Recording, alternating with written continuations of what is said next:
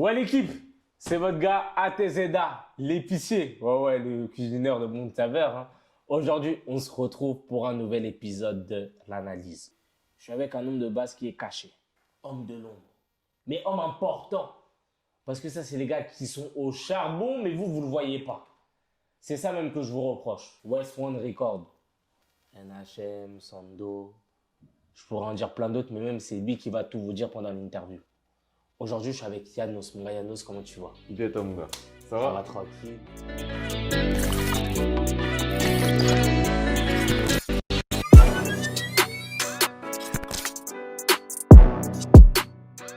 Déjà, pour ceux qui ne te connaissent pas, est-ce que tu peux faire une petite présentation? Donc moi c'est Yann, ou Yanos, Ok. pour les intimes on va dire. J'ai 26 ans, Ok. donc je suis originaire de la ville de Nantes. Plus précisément on va dire que j'ai vécu à Belleville pendant 18 ans. Ok.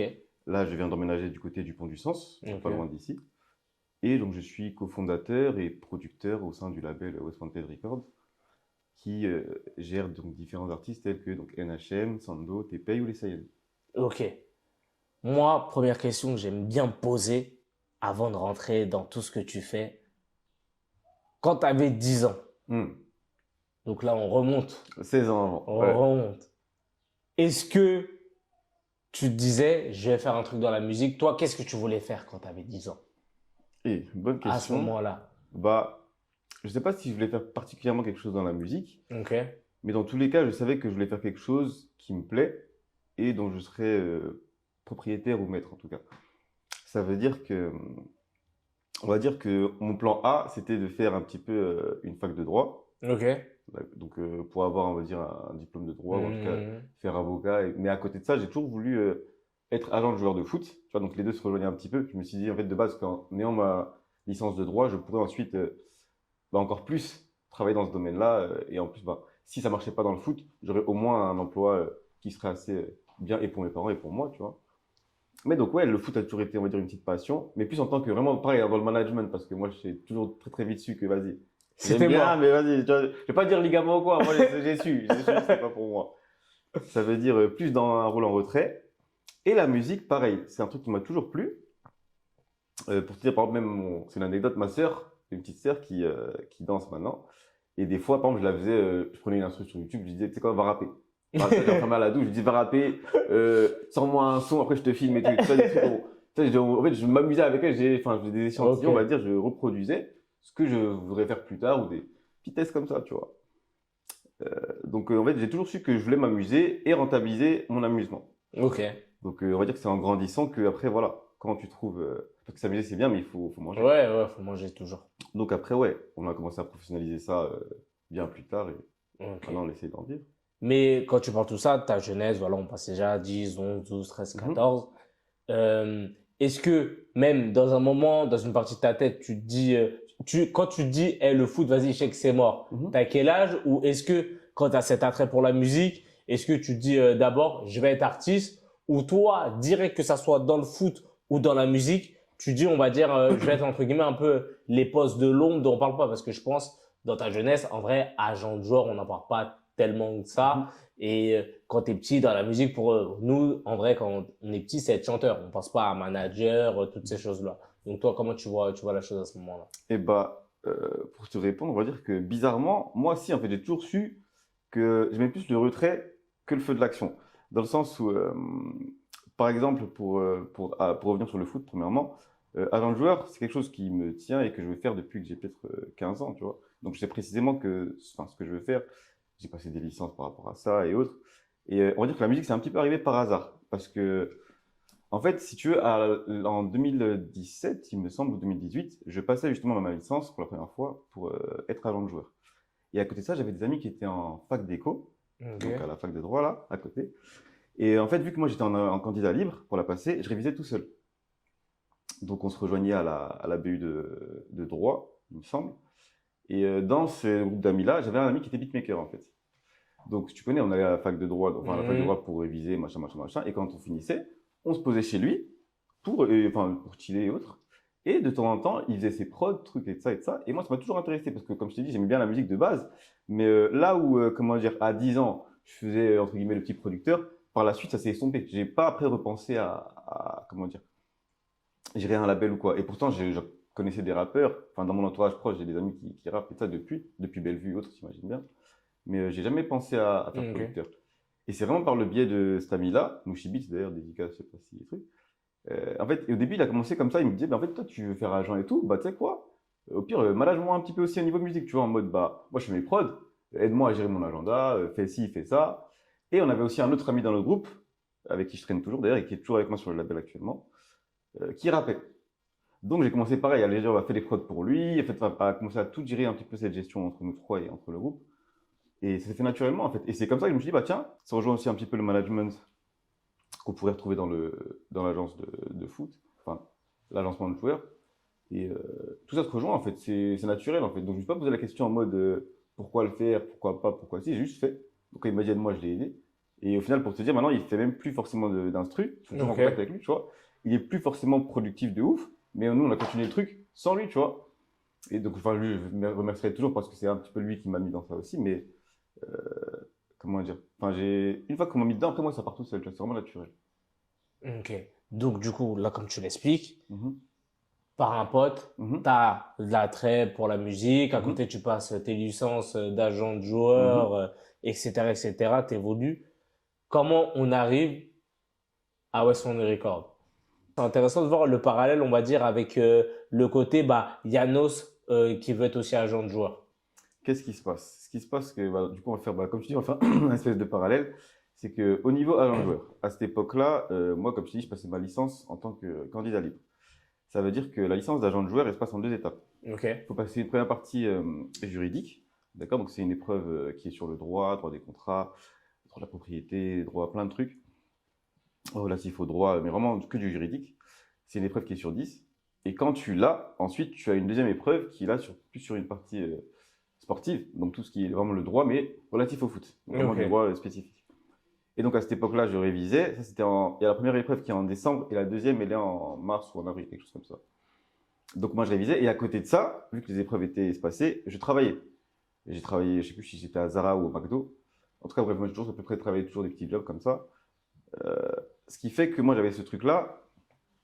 Mais en fait, comment t'expliquer? Même quand je faisais ça, je parlais avec des agents qui me disaient que j'étais jeune, en fait. Et qui me disaient que même si tu as ta licence demain, je pense que le fait d'être jeune, ça va être un petit peu un handicap. Vaut mieux que tu fasses d'abord un petit peu tes crews en tant que scout ou en tant Ouais. que recruteur sur des bords du terrain, que tu fasses des contacts et autres, et que tu reviennes par la suite, en fait, avec plus de bagages. Et c'est un discours que j'aimais pas trop au début, mais qui finalement m'a. Enfin, je me suis. Ça m'a. Comment dire? Au bout d'un moment, j'ai pris raison et je me suis dit, bah, peut-être quoi, on va un petit peu attendre. Donc, même si j'ai ma licence, je pense que je ferai 2-3 ans au cours duquel je ferai des contacts, où je travaillerai autour du FC Nantes et autres, mais je ne ferai pas forcément agent directement. Et c'est là où je me suis dit, bah écoute, voyons voir du côté de la musique. Et donc, je t'ai dit, bah, on parlait toujours avec mon ami beatmaker et autres, on faisait nos choses. Et il est arrivé un moment où en fait, on se comprenait plus trop. Lui, justement, en fait, il n'était pas forcément autant productif que moi je voulais. Parce que moi aussi, je suis un acharné de travail. Je suis un peu Ok. aussi perfectionniste et des fois, je parle un petit peu de façon dure, tu vois. Surtout avec les gens que j'aime bien. Parce que je trouve qu'en cercle fermé, c'est là où on doit dire les choses, tu vois. Donc, j'étais un petit peu dur aussi avec lui, tu vois. Et j'ai dit, bah écoute, vaut même pas qu'on s'embrouille entre nous et que même on perd notre amitié. Moi, je vais continuer quand même.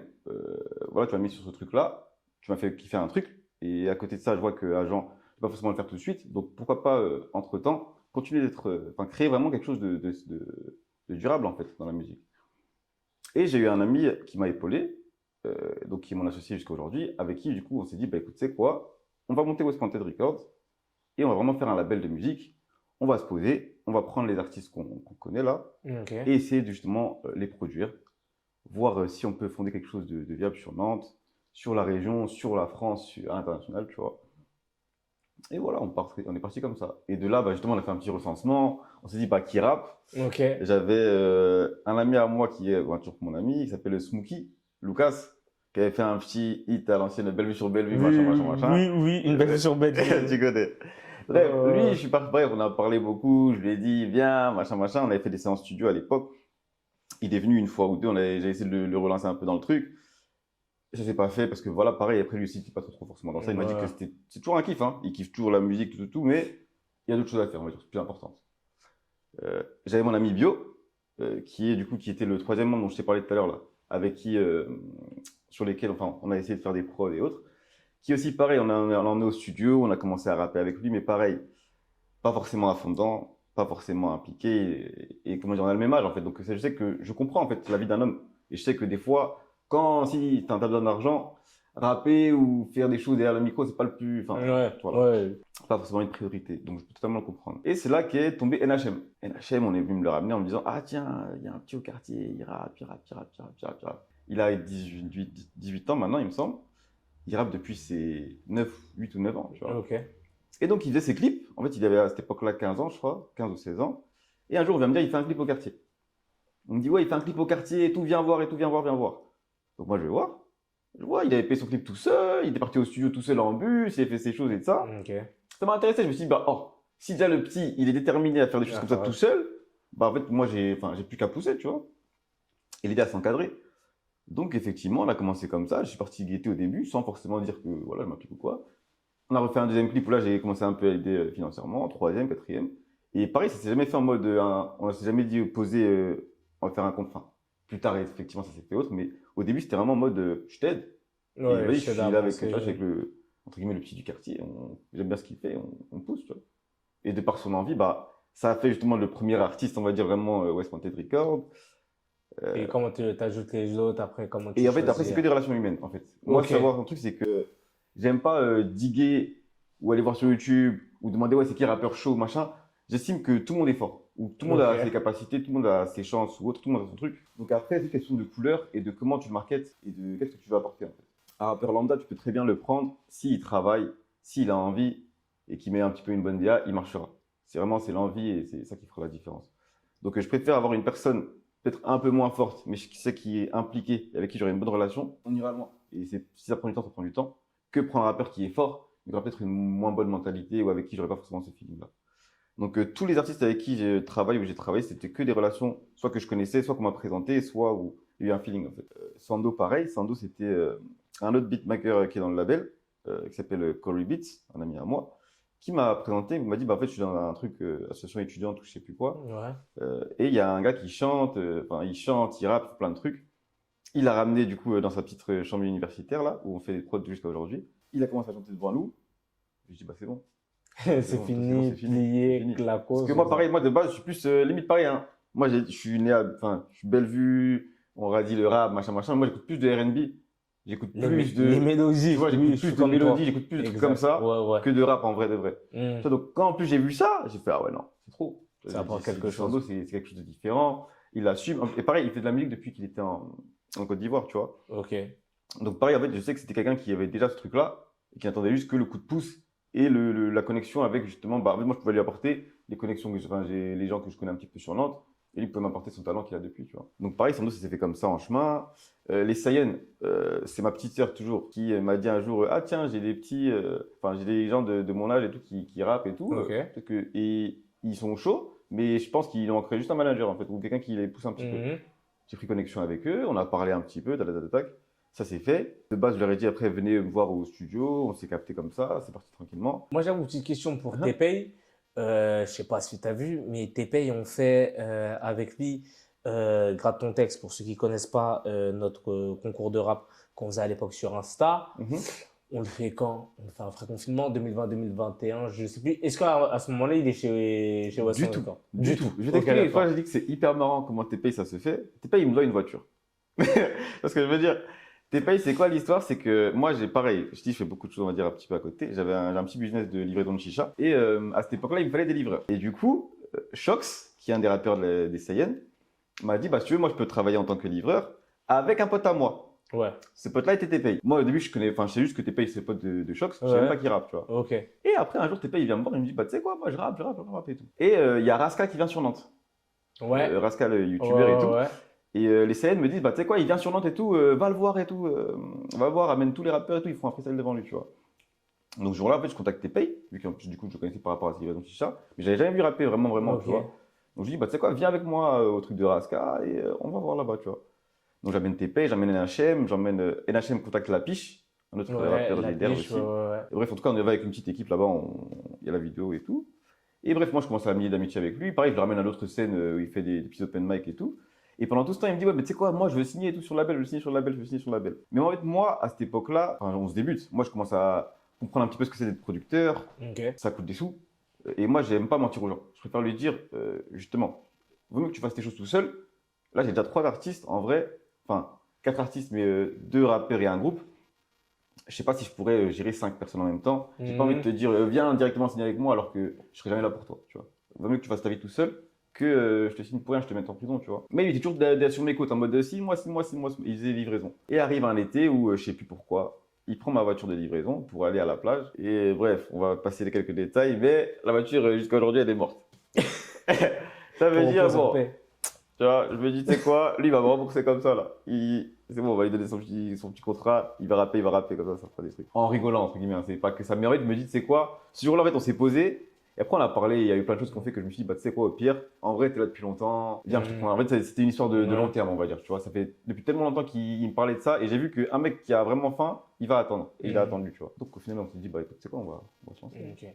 Et il a rejoint l'équipage. Grave intéressant et superbe anecdote. Là, on va parler, Yanos, et même tu vas me donner ton avis, parce que aujourd'hui, comme je dis, tu es producteur, tu es manager de Westwood Records.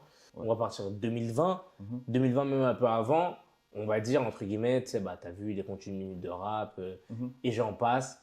On va dire, tu as eu une explosion, on va dire, un soulèvement de rappeurs de tout part, grâce à genre de concours, grâce au réseau, pas freestyle, ça se passe comme ça. Il y a entre guillemets ce rôle de manager que tout le monde voulait avoir. À un moment, c'est limite, je me demande même s'il n'y avait pas plus de managers que de rappeurs. Il y a une flopée de tout le monde s'est inventé manager. Toi, c'est quoi ton réel rôle en tant que producteur et en tant que manager? Parce que tu en parles un peu avant, tu dis t'investis.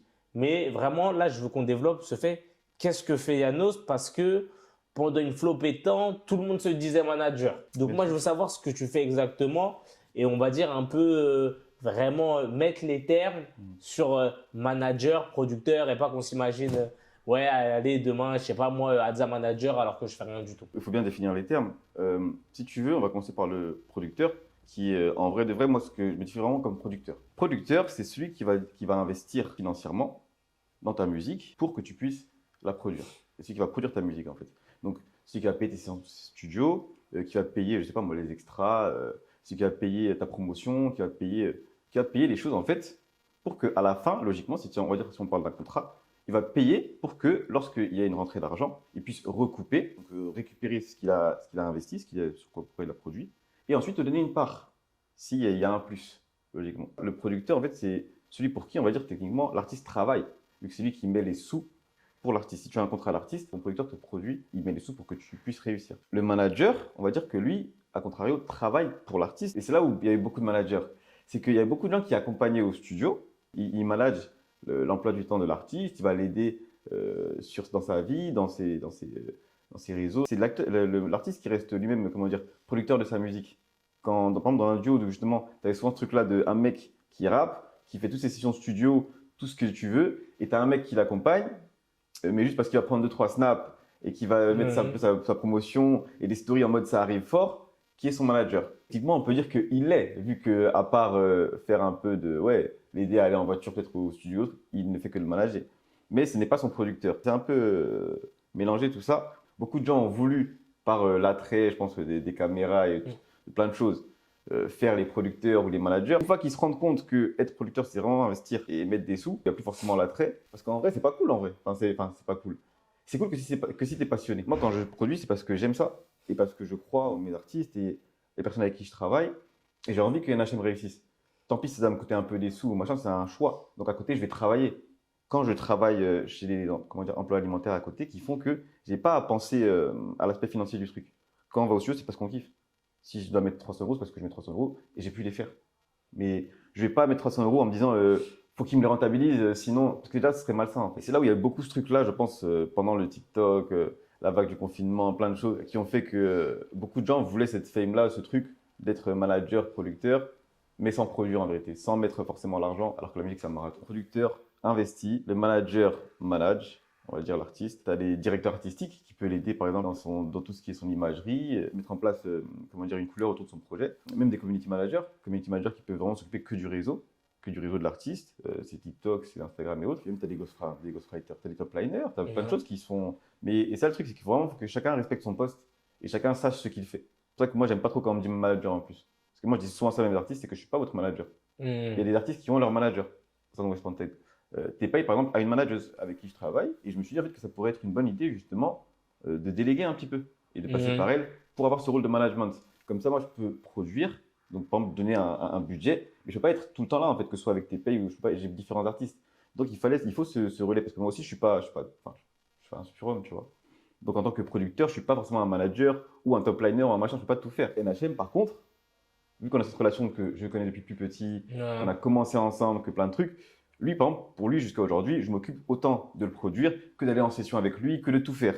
Donc, c'est vraiment une espèce de. Il faut juste segmenter, en fait. Chacun doit savoir son rôle sur chaque artiste. Et après, je produis tout le monde. Ouais. Jusqu'à aujourd'hui, quand je dis je produis, je parle pour nous deux. Parce que là, je parle pour moi, mais j'ai un associé. Comme je l'ai dit au début, on est deux à West Panted. Ok. On est deux fondateurs, en fait. Je suis cofondateur. Il y a moi et Avo qui est mon homme de l'ombre. L'homme de l'ombre de l'homme de l'ombre. L'homme de l'ombre. Donc, lui, vraiment, lui, tu lui verras Celui vraiment qui est caché. voilà, caché, tu vois. Lui, il est vraiment, c'est mon ombre de l'ombre. Lui, c'est quelqu'un qui s'occupe du financier. Il est dans le financier, il fait du juridique, trouver tout ce qui est des locaux, recherche des locaux, plein de choses, mais tu ne vas pas souvent se montrer. C'est-à-dire que c'est moi, la courte paille, qui est perdue de savoir qui devait faire le plus la lumière entre nous deux. Donc, ouais, c'est nous deux qui investissons tout le temps, on va dire. On est les producteurs de tous, mais on n'est pas les managers forcément de tous. On délègue. Merci, parce que là, tu as éclairci, j'ai envie de dire, ces deux termes qui sont assez importants. Là, on arrive bientôt à la fin de l'interview. Moi, je veux savoir, avant de parler Yanos, West One Record, c'est quoi la suite? C'est quoi les objectifs? Est-ce qu'il y a des choses qui se préparent? Qu'est-ce qu'il y a au fourneau? Sans faire le mec en mode ça arrive fort. Ouais, ou s'il y a des secrets. Non, s'il n'y a rien à dire. Pas de secret, c'est voilà. Moi, dire voilà. Comme Nino, il a dit quoi? On préfère être surpris que déçu. Ouais. Ça, non. Ça veut dire que j'aime pas trop annoncer. Oui. Surtout que tu connais la vie, hein. Il y a beaucoup de changements. Demain, le confinement, là, tout change. Mais en vrai, on va dire que dans tous les cas, on va continuer à être productif. Le clip de Noam avec Blacky et T-Pay, qui est extrait de son dernier projet, est sorti la semaine dernière, ouais. Okay, je pense que tout ça sera sorti, je pense, au moment de l'interview. Mais ouais. L'interview. Au niveau des projets, tu as une mixtape peut-être du label qui pourrait être annoncée pour la rentrée prochaine. Pendant l'été, des singles. Ce sera surtout des singles pendant l'été. Singles de ces différents artistes. Continue à faire un catalogue, en fait. Là, on est vraiment dans une phase de... Moi, j'aime bien voir ça un petit peu comme Marvel. Tu vois, les phases de Marvel Cinematic Universe, là. La phase 1, c'était vraiment de rassembler les artistes et créer un catalogue.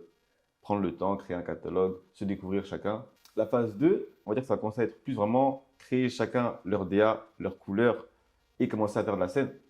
Exploiter ce catalogue-là qu'on a commencé un petit peu à créer. Parce que pour moi, ça ne sert à rien de faire de la scène quand les gens ne connaissent pas tes sons déjà ou quand tu n'es pas prêt. Des fois, ça peut te tuer. Donc, j'aimais bien cette base de jazz, la musique, c'est avec les oreilles aussi qu'on écoute. Donc, aujourd'hui, tu as beaucoup de trucs, justement, comme tu disais, à cause de TikTok, des clips, des machins, des gens qui veulent beaucoup être vus, mais qui ne sont pas forcément prêts à être vus. Donc, moi, j'aime bien d'abord que tu te poses, après d'abord à faire des rimes, à faire tes freestyles, à faire tes choses, tes bars, tes 16, et après, tu deviens vraiment un artiste, en fait. Donc, ouais, on va dire qu'on approche de la fin de la phase 1. Donc, après, maintenant, on fera des clips, des choses. Voilà, tu as bien vu qu'il y a plus de visuels et autres qui commencent à sortir. Donc, ok, d'accord. Progresse. Et là, on parle Yanos, du coup, West One Record, mais le côté foot, du coup. Genre, pour la suite, qu'est-ce qu'il y a? Qu'est-ce que tu prépares ou qu'est-ce que tu projettes pour toi? Côté foot, pas trop parler parce que on va dire que là, c'est plus difficile dans le sens où autant le rap en soi, je peux même te dire tous mes projets là, je m'en fous. Autant le rap, c'est pas moi, le foot, c'est pas moi qui décide. C'est-à-dire qu'il y a des gens qui sont plus. Si maintenant je dis un truc qu'on m'a dit, fallait pas dire.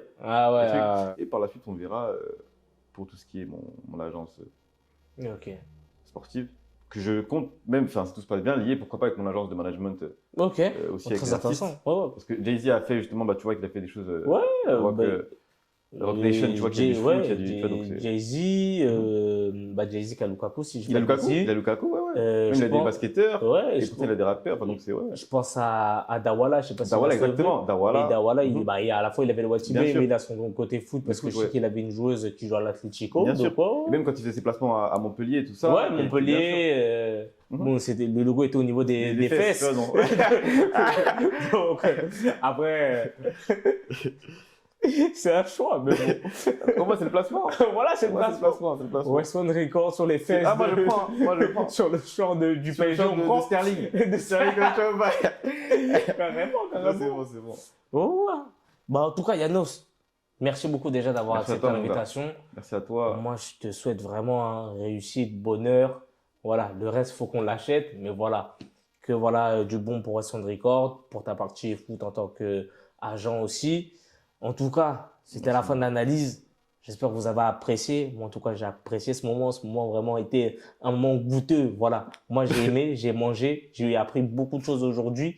Le plus important, d'abord, tu commentes. Si tu as même des petites questions à poser à Yanos, ou même à moi, ou même à l'équipe, tu likes. Parce que si tu likes pas, où on va aller? Où va le monde? Il faut un peu d'amour, un peu de cœur. Après, tu t'abonnes, tu actives la cloche pour la suite. Insta, on va vous mettre tous les réseaux de West One Record aussi. Voilà, pour que vous puissiez un peu vous renseigner. C'était l'analyse avec votre épicier, votre chouchou, ATZA. On se retrouve Lui-même. bientôt pour des nouvelles aventures. Bisous!